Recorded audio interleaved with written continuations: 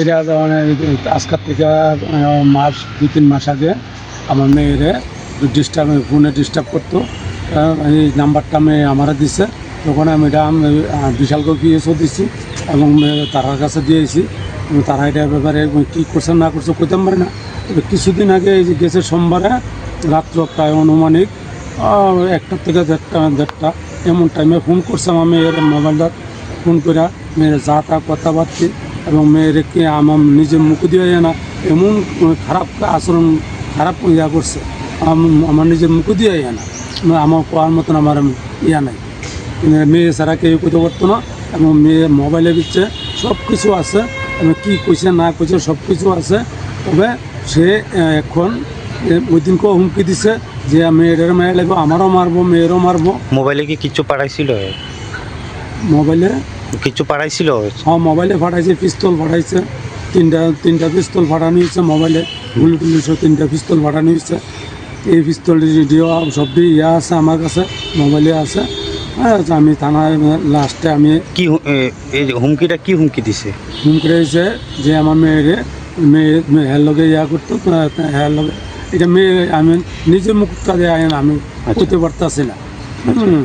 না করলে মেয়েটার মেরে লাগবো, নাইলে আমার মেরে লাগবে, এমন করে একটা হুমকি দিচ্ছে। আচ্ছা, কিভাবে মারবো? গুলি করে মারবো। আচ্ছা আচ্ছা, আর গুলি করে মেরে লাগবো। আমার নাম কি? হ্যাঁ, নামটা কি? হ্যাঁ, নামটা হচ্ছে আরে কি নাম জানি এখন কইছি, জয়দেব সরকার।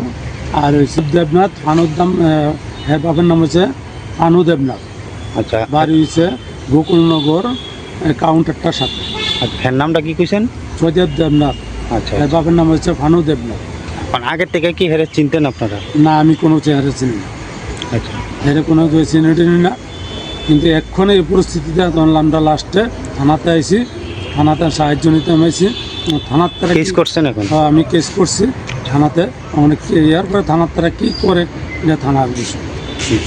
হ্যাঁ, আজকে আবার সকালবেলা হুমকি দিতে আছে যে আমি কেন কেস করছি, কেন রিপোর্টারের কাছে কইছি, কেন কেস করছি, কেন ইয়া করলাম, আমার মেয়ে লাগবে, আমার মেয়ের মেয়ে লাগবে। উত্তম সমনি। আপনার মেয়ের বয়স কত?